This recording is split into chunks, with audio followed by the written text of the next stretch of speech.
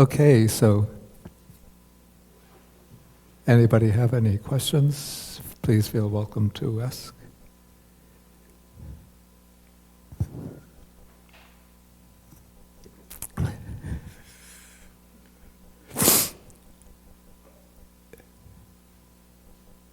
Okay. Please.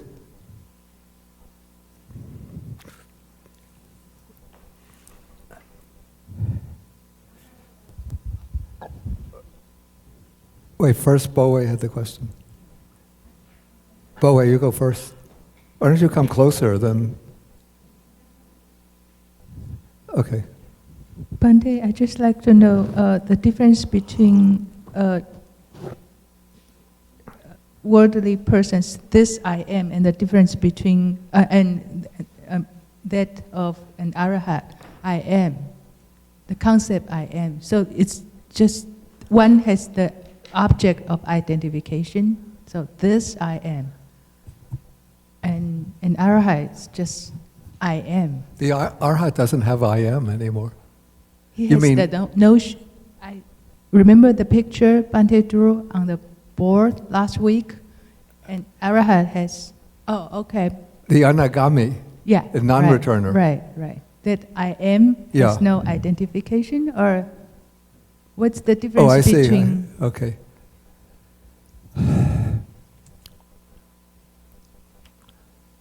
So my question is about what Sakaya Ditti, what constitutes. Yeah, I understand the question.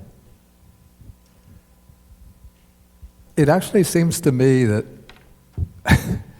this I am is also Sakaya Ditti, even though the commentary says, to make things neat, the commentary says, this is mine is a reflection of craving, this I am is a reflection of conceit, this is myself as a manifestation of the views. But it seems this I am is also Sakaya Ditti, because one is taking the I am and then is finding a content for it. And so one is identifying I am as being form as I am, feeling as I am, perception. And so when you give a content to I am, then it becomes the view of a self, then it becomes Sakaya Ditti. But what the Anagami has is the sense I am, but without giving it a content, without thinking this I am. If you look at that Khemaka Sutta, that's the Samyutta Nikaya, chapter 22, Sutta number 89, the monk Khemaka says, for me, for me there is no longer this I am, but I am not an arahat, because there's still found in me a subtle conceit I am, craving I am, an latent tendency to conceit, or a latent tendency I am. So I am without an identification, without a content, seems to be the mark of conceit. Whereas this I am, or I am this, where you're taking the sense of I am and then giving it a content, that I take to be the mark of Sakaya Ditti, of the view of the self. So it's a little, I have to say, I'm a little, even find the commentarial explanation here a little confusing, though it's neat, because it aligns those three phrases with three different defilements. Got it? Thank you very much. Okay, I think Allison. Bhante, our commentary is always confusing. No, usually they're very, maybe I shouldn't say confusing, because often the commentaries are very helpful, but I'd say maybe a little bit inconsistent there. Bhante, I have two questions. The first question is, when you talk about Sakaya Ditti, and literally you just, in the class you mentioned it's a existing or collections of five aggregates. Yeah. So what made you to decide? What made you decide to choose the translation, the origin of identity? Well, for Sakaya, just identity. So it literally you just because identity is different. Okay. Anyway, okay, I got it. Yeah, I understand. Yeah, the word origination is a different word. I didn't Okay. write that on the board. That's just samudaya. Okay. Why did I choose identity for Sakaya? Yes. It's hard to find any good English translation. Actually, this is the later edition of the Majjhima Nikaya. The early edition, following some of the early Western translators, I used personality, but that's very misleading. Because you think like somebody has a cheerful personality, an aggressive personality, like the character of a person. But Sakaya is not the character or personality. Even now I don't use identity. Now it's a makeshift, the personal entity. Identity for me, it's a little bit. Identity has a lot of meaning for me. So that's why if you just the collection of aggregates, it's harder for me to directly relate to identity. That's why I asked that question. Yeah, it's not very satisfying. Okay. But there is no real good English word that corresponds exactly to Sakaya. I have another question. It's on page 286, and this maybe is a stupid question, but I have a question about it. When it's 286. 286, section 34, in the middle of a paragraph. It's really loud. I have a question. When one is touched by neither painful or pleasant feeling, if one understands as it actually is the origin. Wait, what page did you say? Page, I'm sorry, not page, I'm sorry, page 1135. Oh, okay. Yeah, I'm sorry, it's section 286. I see, 280. Those are the Pali Text Society. Right. I'm sorry. Yeah, okay. It's page okay. 1135 and okay. section 34. Okay. And in the middle of the paragraph, okay. it says that here is when one is touched by a neither painful or pleasant feeling, if one understands as it actually is the origination, the disappearance, the gratification, the danger, and the escape is regarded to that feeling, and blah, blah, blah, blah. And if you keep reading that, it says then the underlying tendency to ignorance does not lie within. Why only in that neither pleasant or non-pleasant, the words ignorance is introduced. The other two is not. Actually, ignorance always coexists with lust or craving and with aversion or hatred. So ignorance is really involved with the other two as well. It's just that in the case of the neutral feeling, we could say that ignorance becomes more prominent. I see. Okay. So it's a way to sort of isolate ignorance because there's no stimulus, no stimulation here of lust, no stimulation of aversion. Okay. Thank you.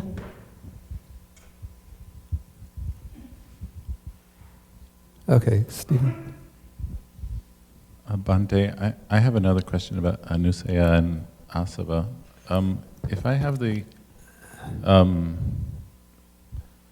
analogy correct, it's the anusaya sort of lying dormant, and then when certain mental states arise, these things pop up in the mind.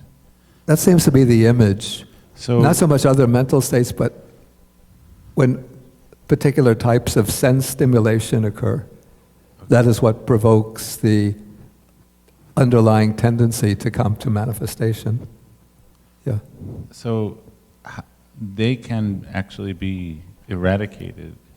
It's not that The they're- anusayas. yeah, Yeah. and that's through some penetrating wisdom. Yeah.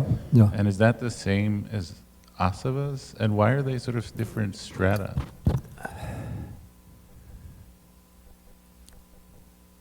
It's a good question.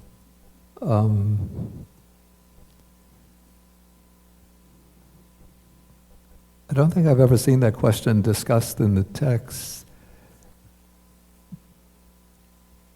But first, asava was not a term specific and unique to Buddhism. It was already sort of in circulation at the time the Buddha appeared on the scene. And so the Buddha sort of took over that terminology. It was used by the Jains in particular, but with a different sense. I think the Jains use asava to signify the flowing, well, with their own strange conception of karma as something that is kind of material substance that flows in and defiles the soul. So they use this, they took on the word asava quite literally in the sense of what flows in. And the Buddha picked up that terminology, but then gave it a more psychological meaning as the three asavas of sensuality, craving for existence, and ignorance. But then perhaps he sort of differentiated more the different defilements, because the idea of anusaya, I think, is quite unique and special to the Buddha's teaching. I don't think one finds it in the other contemporary schools of thought. And they aren't exactly the same. One can make certain correlations.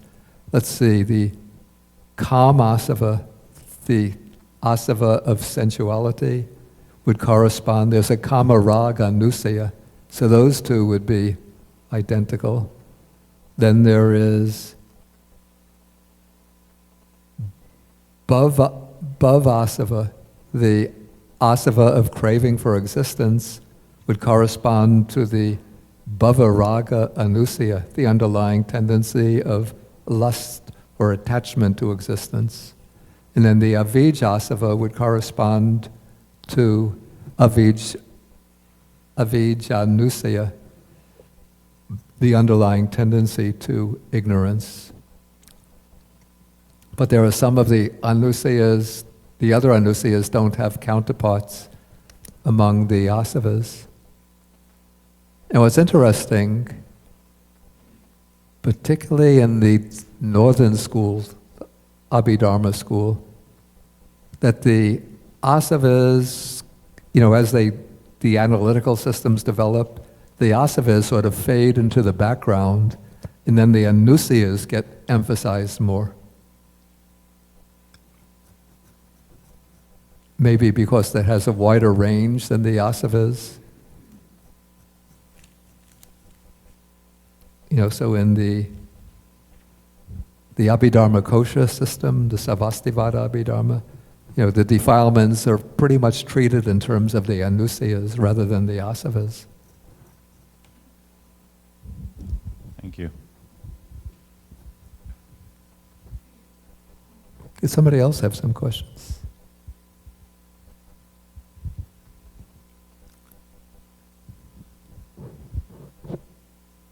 Okay, Boway has another question.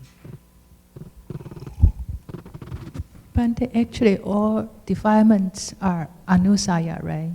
In a sense, because I cannot be angry or greedy at any moment.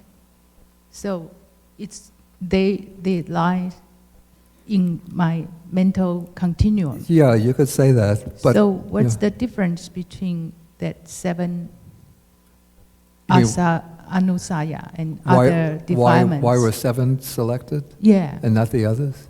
they are just major ones, right? Because in a sense, any defilement is. It's lying dormant until Yeah. it's activated. Yeah, why those 7 were selected?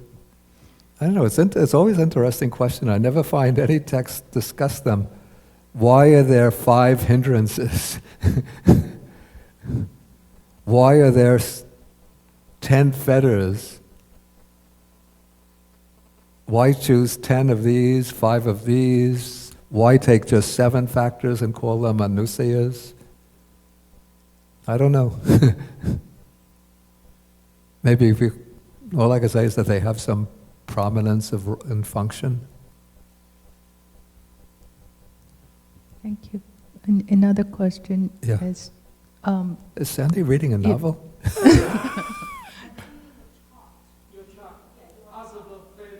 Oh, I see.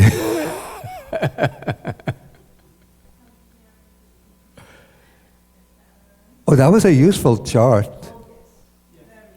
Maybe I should send it out, because some people, you have it from, when did that go back to? About 2010, something like that? You gave it out twice, one in Bodhi Monastery, one Yeah. was here in the words of Buddha. And it's downloadable from Bodhi Monastery website. Hmm. But I'll ask them to send it out to everybody on the registration. Let me make a mental note of that. Okay, please.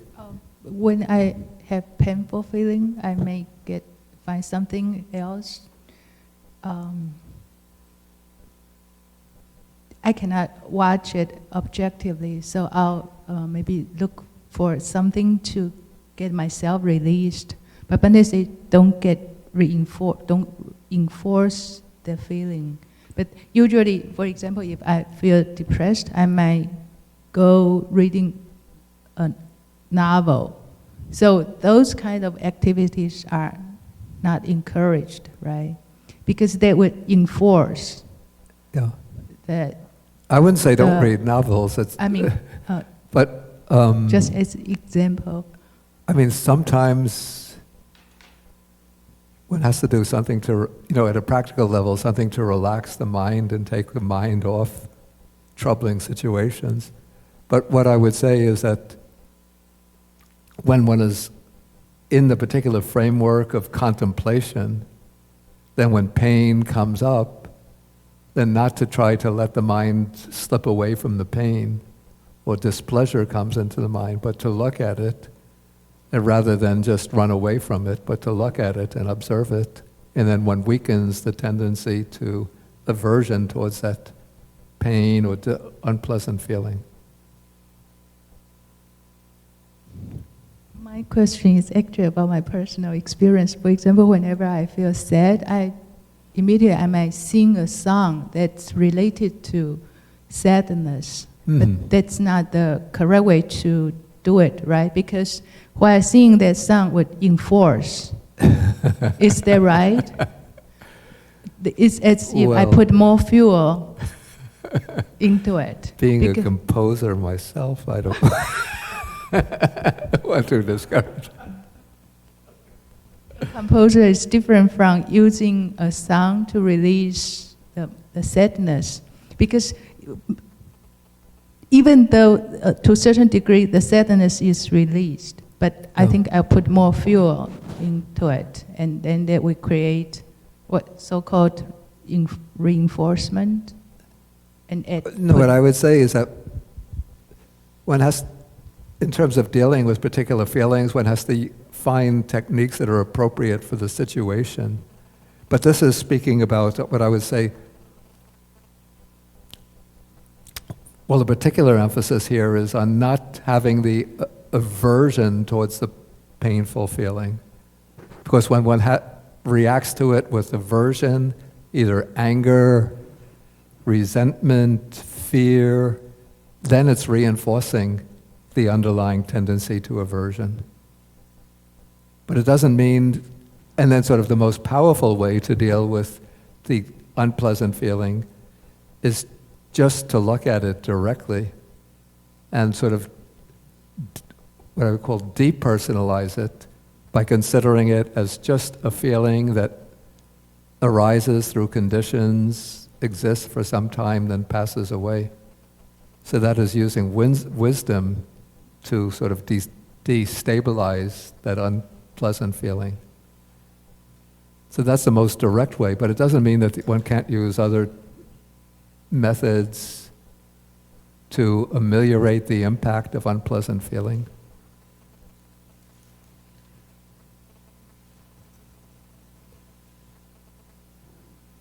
Okay, any further questions? Okay, then we'll end for the day. We'll end with 3 half bows. Yeah, I just wanted to repeat that next week we won't be having the class. So the next class will be in 2 weeks. I don't remember whether I assigned... Did anybody look at the schedule for 2 weeks?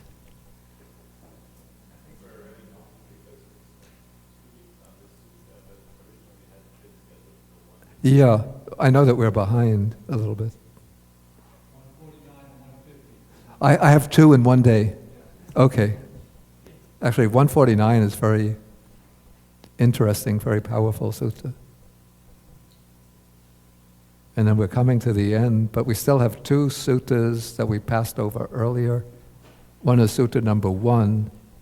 Then Suki, who's not here today, reminded me that I didn't do sutta number 43 because it's fairly technical sutta. But now I think we're all prepared to take that sutta as well. Okay, so we'll end with 3 half bows.